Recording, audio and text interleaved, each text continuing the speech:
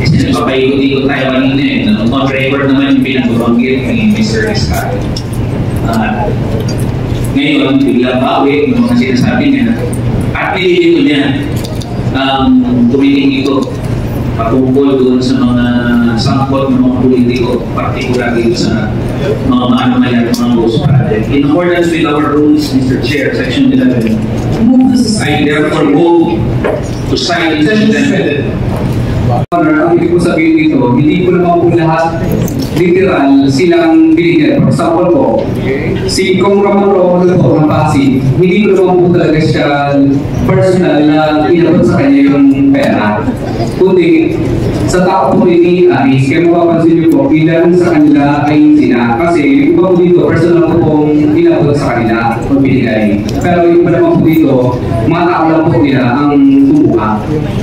Okay, huwag naman natin guluhin yung tanong. Ang tanong, sino ba yung mga tao na dapat mong pangalanan dito yung hindi mo pinapangalanan? Huwag na tayo mag-debate sa grammar mo ng Pilipino.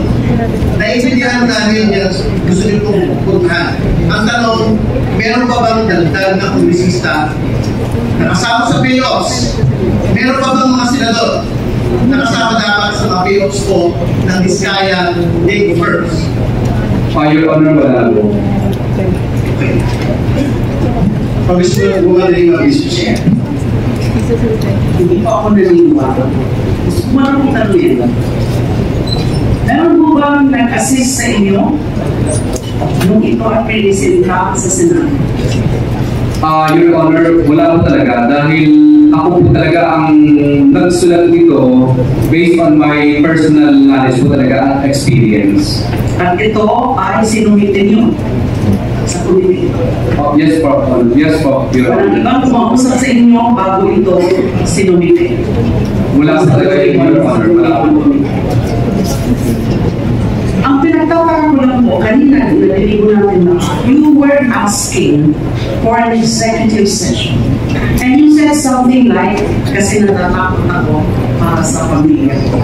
And perhaps you can check it from the records, from the TSNs, the exact words or the exact sentences na sinabi niyo when you were requesting an executive session. Do not tell me now na yung pag-request nyo ng executive session ay wala na. Wala kang ibang importante sasabihin, wala kang ibang pangalan ng papamitin. Why in the first place did you request for executive session? If there's nothing that you would want further to be added in your sinumpaan salaysay? Your Honor, pasensya na po kayo. Hindi ko lang po masyadong naintindihan na ginakapan po ako kanina sa mga tanong po ninyo. Pero ngayon po, medyo nung nag-pay po ako ng abogado ko, ay naintindihan ko yung tanong. Pero klaro, humingi kayo ng executive session. Klaro na sinabi nyo, natatakot ka. Kanino? Kanino ka natatakot? Yung Honor, natatakot ako sa kaligtasan po ng pamilya namin. Dito po sa mga taong napakalanan po namin. So, bakit kailangan mo ng executive session na pangalanan mo na dito? Kung wala ka bang ibang idadagdag na importante at lalo ng mga pangalan? Yung Honor, pasensya na po kayo. Hindi ko lang po masyadong naintindihan kanina yung talagang naiikot ng tanong. Dito po ako nagulong sa ilan sa kanila. Pero kayo mismo ang nagsabi executive session. Sino nag-advise sa inyo na humingi kayo ng executive session? Yung Honor, pasensya na po kayo. Hindi ako masyadong magaling sa legal. Kadalasan na po. Sino po ang nagsabi sa inyo na humingi muna kayo ng executive session? It could not be your own idea. Kasi nga sabi mo, hindi mo naintindihan. Wala po, Your Honor. Minsan narinig ko lang po sa ibang mga napapanood sa YouTube, yung mga ganun kasi ng Naiintindihan mo anong ibig sabihin ng executive session? Kasi kung hindi mo naiintindihan yun, bakit mo ba panggitin nyo? Yung mga nasasarap po sa kanina na isasagot ko. Pero ang sasagot ko ay ito na po lahat. Paano pinili yung mga pangalan dito? Selected names mentioned and listed in your source statement. Paano nyo po pinili yung mga pangalan dito? Ito po ang mga pangalan na to ay ito po yung mga nakilala ko po at yung mga tao nila na humingi. Sa paragraph 19, before paragraph 20, where you enumerated 17 or so members of the House of Representatives in Avenue. ay binibigay namin sa kanila ng cash. Ang bawat transaction na may karampatang voucher o ledger na nagsasaan ng mga araw kung kailan nila ito na-account. So meron kayong documentary evidence. Yes, Your Honor, meron po.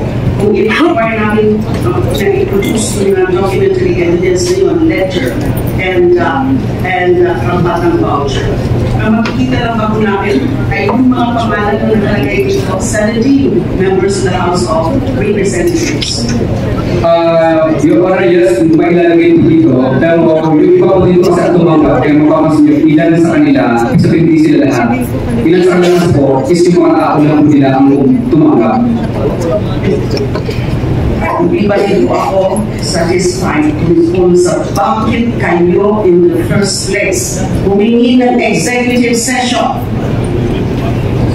If you don't answer it properly, we'll be nearing the citation for contempt. Your Honor, hindi ko masyadong nag-uwidehan yung, yung tanong po kanina. Because it's a very relevant question that we refuse to answer. By just saying that, na ginagawa nyo. But it could not have just popped out from nowhere. Yung tungkol sa executive session, kung hindi mo pinag-usapan nyo na po ito ng inyong lawyer at kung sino man na humingi ka muna ng executive session para masabi mo kung buong katotohanan. And your oath now is the whole truth. Your Honor, pasasya na po kayo. Pero ito po ang nakasunod na po dito, ito lulo natin. Mr. Chair. Mr. Chair. Congressman Fernandez. Kasi nagpapaikot-ikot tayo kanina eh. On record naman yung pinag-banggit ni Mr. Escal. Ngayon, biglang bawi yung mga sinasabi niya.